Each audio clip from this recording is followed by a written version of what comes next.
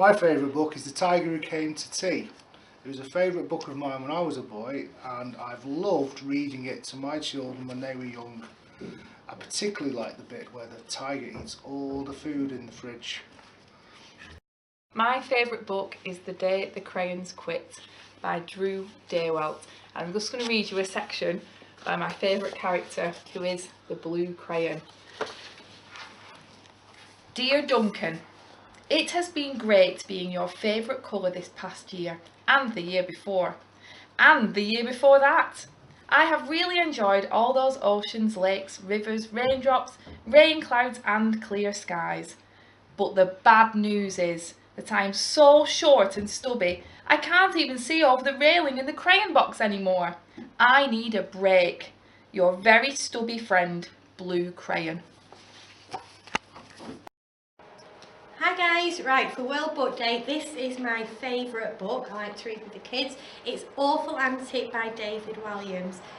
Basically it's about Stella Saxby, and she's the sole heir to Saxby Hall, but Aunt Alberta has a plan. She wants to inherit Saxby Hall, and she'll do anything she can to get it. So it's all about the story of Awful Auntie, and you'll find out why she's so awful. Enjoy. Read it. Hi everyone, this is my favourite book. I remember reading it when I was a little girl, and it took me to a magical world where fairies lived in trees and different lands came and visited at the top of the trees, and there was Wishy-Washy and Moonface, and it stuck with me forever, and I absolutely love it. So if you get the chance, why don't you give it a read? It's a super book. My favourite children's book is Sam Sandwich by David Pelham. I really love the rhyme in it, and the book becomes a sandwich. Hi everyone, this is my favourite book. It's Matilda by Roald Dahl. I really like it because the little girl in Matilda is really smart and funny, and she does lots of things to annoy the grown-ups in it. I used to love reading it. This is one of my favourite sections. The woman's mad, Miss Honey was telling herself. She's round the twist. She's the one who ought to be got rid of. The Trunchbull now lifted the large blue porcelain water jug and poured some water into her glass. Suddenly, with the water, out came the long, slimy newt straight into the glass. Plop! The Trunchbull let out a yell and leapt off her chair, as though a firecracker had gone off somewhere.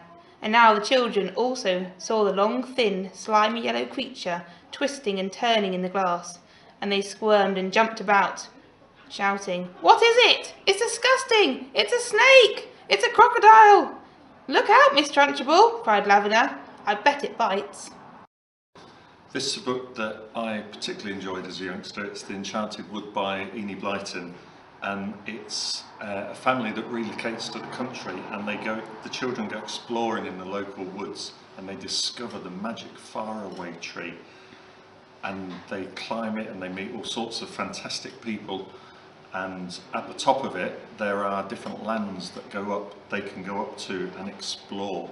And I used to love the fact that the boy Joe would always be told not to go, or he decided he wouldn't, and he'd do it and he'd get into trouble, and they used to have fantastic adventures. So if you get a chance, I thoroughly recommend reading it. I've just actually reread it, and it leads on to all the other Magic Faraway Tree books as well, and it's a super book to read. Morning everybody. My favourite book is not really a book, it's more of a comic. I used to read a lot of books when I was younger, in particular anything by Enid Blyton, Famous 5, Secret 7, which is why I still like to read mystery books today.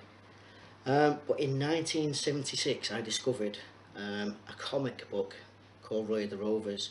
It's about Roy of the Rovers himself, who played for Melchester Rovers, and it's the story of how each season they battle for promotion or relegation. In the off season they went to various countries, and there was always a drama and a story.